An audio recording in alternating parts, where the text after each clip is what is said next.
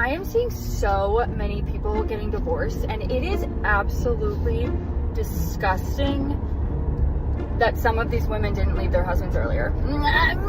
I'm sorry. It's just crazy. Thank you. Come again. Welcome to the Readiness Tribe. Let's get started on today's video. Mama, there goes that man. I find it interesting being in my 30s and being a woman who provides everything for myself. Because dating has been an interesting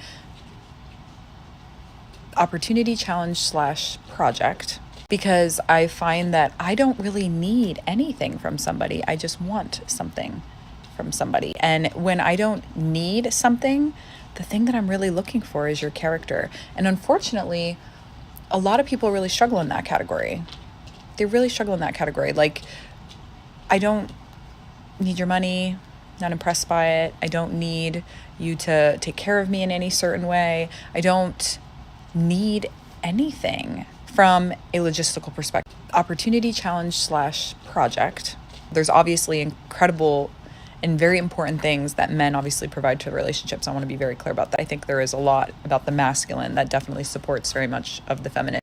But for somebody like me, and for a lot of women who are very career oriented and they're very independent and they're getting a little bit older as time goes on, I'm simply looking at your character.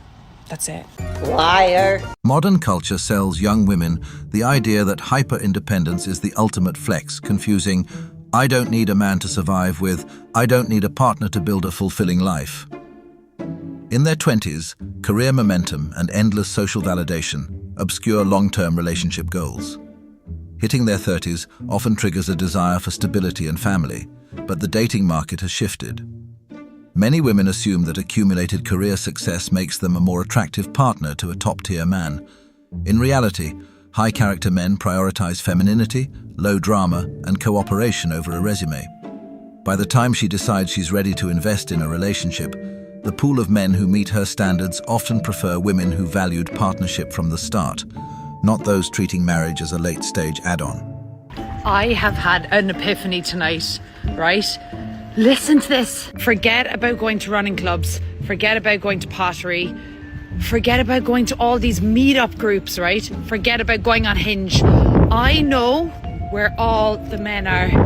They are in the Devonshire Arms in Soho. I have never in my life seen more men wall to wall, like 90% men. And I'm telling you, young, old, all fit. So fit, like it was baffling. Like that place in Guinness alone is cleaning up. And the Guinness is absolutely fucking class. But guys, we don't need to worry about dating apps anymore because we have the men literally there. So get yourselves into the Devonshire in Soho. It's where dreams are made of. Also, when I say dreams are made of, I got like 2 numbers and I was speaking to 2 guys, and I know I'm dressed like Peg Sayers again, but who cares? The moral of the story is, get to the Devonshire, girls. Get yourselves off the fucking running club. You don't need to run anywhere. You need to run to the Devonshire because that's where the men's are. The men's are? Just got my cappuccino. We with Jayla. And y'all, she want to know, actually we want to know, men, where do you guys hang out? Where do you go? And don't just say, oh, we go to the gym. We go to the gym too. Where else do you go? Do y'all like to eat? Because I like to eat. Right. Your girl like to eat, and I don't be seeing y'all at the food places that I be at. Oh, okay. Girl, I feel like they Y'all don't not eat. like food?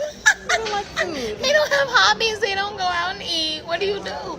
Many women walk into male-dominated spaces like sports bars, golf courses, or car meets with closed body language, holding eye contact with only their friends, or constantly staring at their phones. They are physically present, but socially completely inaccessible. Modern dating culture has convinced women that merely showing up in a room is sufficient effort. They expect high-value men to do 100% of the cold approaching work, failing to realize that men today are increasingly selective and cautious about approaching strangers.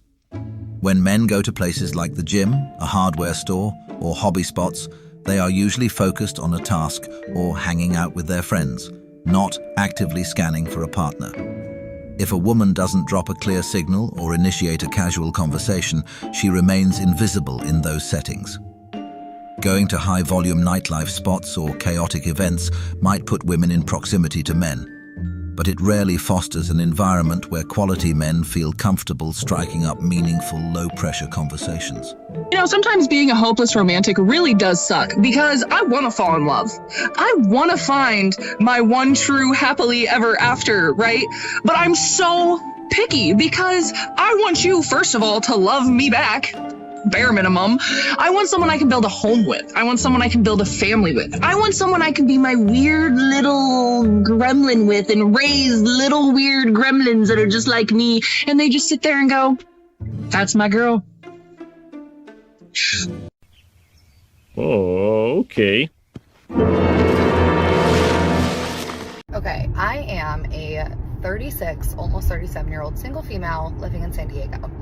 And I was seeing a guy for over a month and could not get this guy to ask me out on a proper date. It was like pulling teeth. He wanted to stay at home, get takeout, just be on the couch.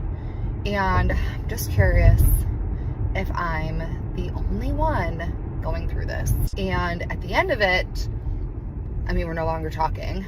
There was about 11 days of radio silence to the point where you're questioning, like, is the guy dead? No, he found someone else. So, yeah, I guess I'm just scratching my head for all the single females out there. Are the men just not putting in the effort anymore?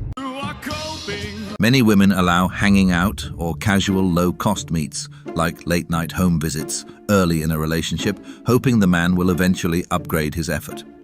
In reality, how a man treats you at the beginning sets the ceiling for the entire dynamic.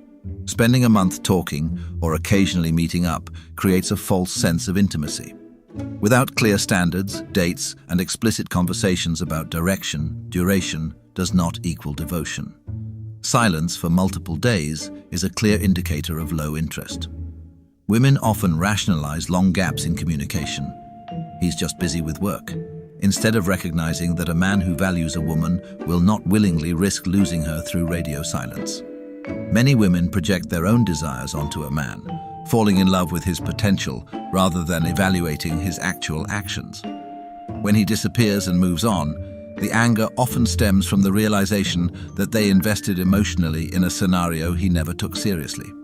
Just assumed that I would be married by now. I never even questioned it. I always imagined that I would grow with someone in my younger adult years. I did not think that I'd be 38 and single and never having been married before. I think a lot of people have these realizations and they don't really know what to do with it. They don't know how to be okay with that, how to accept it. You didn't make a mistake. Someone explain the science behind the fact that I get ignored at any retail store that I go to. So they won't acknowledge me, they won't ask if I need help. But like if somebody walks in right behind me, they'll ask them, say hi to them, not me. I can walk around aimlessly for 20 minutes and I get ignored. What's that about? She's shocked every man in the store ignored her. That's not disrespect, that's restraint. For years, men were told not to stare, not to approach, not to bother women in public. Now they're minding their business and suddenly it's a problem. Attention isn't automatic anymore. Sometimes the silence you asked for is exactly what you get. And the problem is I'm not finding anything wrong with this guy, but like I don't want to be in a relationship. And then he doesn't even have social media. Like, oh my God. And he dresses well. Oh, and he has a good job. And he's just like thoughtful. Like he listens. He remembers things I said. The bare minimum, my friends, the bare minimum. Oh my God. Oh, you're a weirdo. If someone is confused by kindness, that tells you a lot about their dating history. When respect feels suspicious, it means chaos probably felt normal before. Men, don't downgrade your character just to look exciting. The right person values consistency. If goodness triggers doubt instead of appreciation, that's not your signal to change. It's your signal to observe. This concludes this video. If you made it this far, thank you. If you enjoyed this video, please comment and subscribe. Artie out. Mama, there goes that man.